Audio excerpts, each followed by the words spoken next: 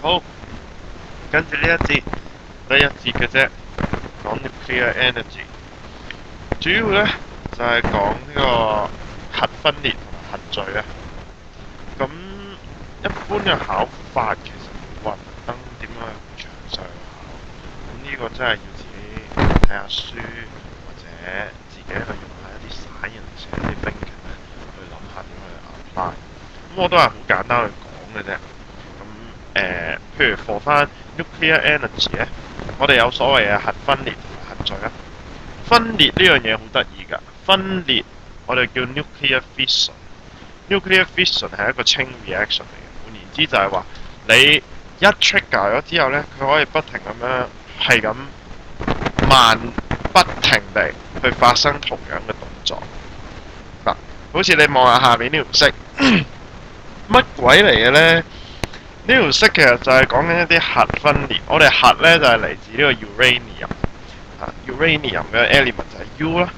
咁呢，我哋就可以開始去睇啦。當佢同一個 neutron 有一個碰撞嘅時候呢，其實佢係會有一個 chain reaction 出咗嚟。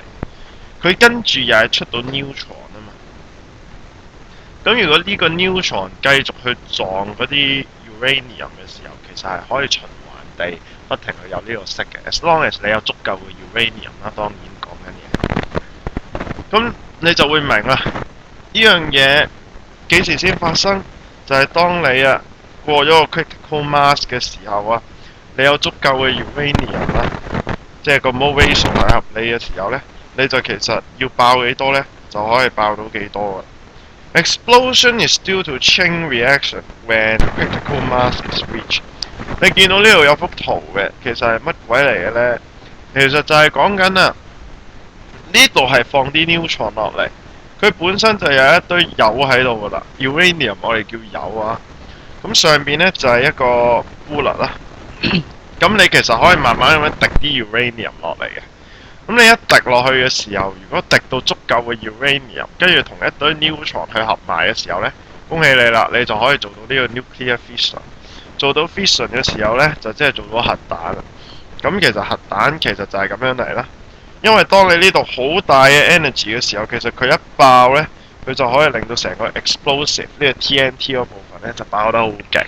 所以你話嗰啲核彈點樣爆，其實就係全部都係用一個 neutron 撞uranium 嘅原理嘅。咁當然啦，有冇其他 element 有嘅，但係我哋主要嘅學識就係 uranium 啦。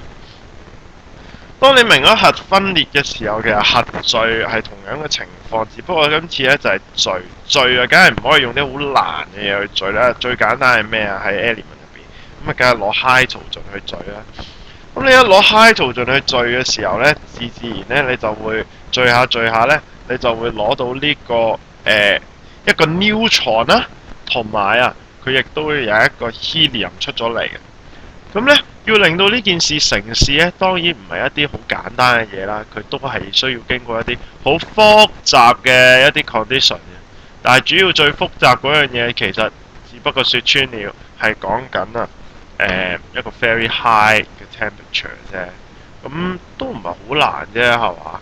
你可能會話，咁其實都係嘅。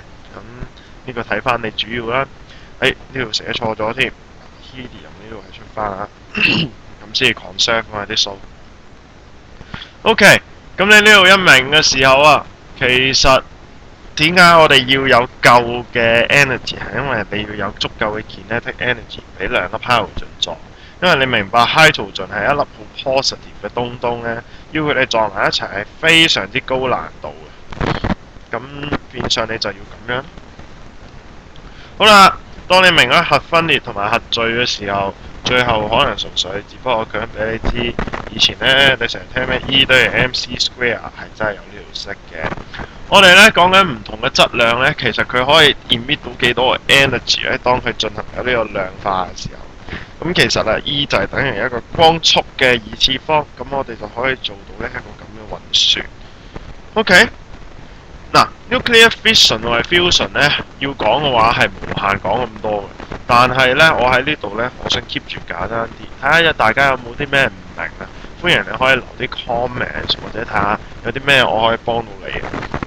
咁樣去講呢，可能固之然呢會實際好多。咁亦都唔使特登話去 exam oriented 又好咩都好啊，大家有啲咩想知咁啊研究下。OK，radioactivity 就係咁嘅情況啦。咁啊，多謝大家。